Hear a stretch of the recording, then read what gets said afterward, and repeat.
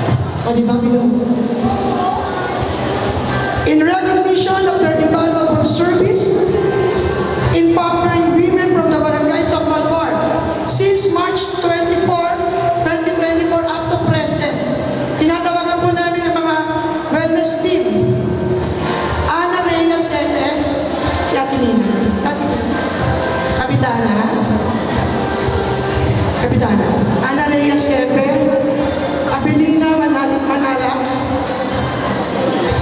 Analisa Patanagano.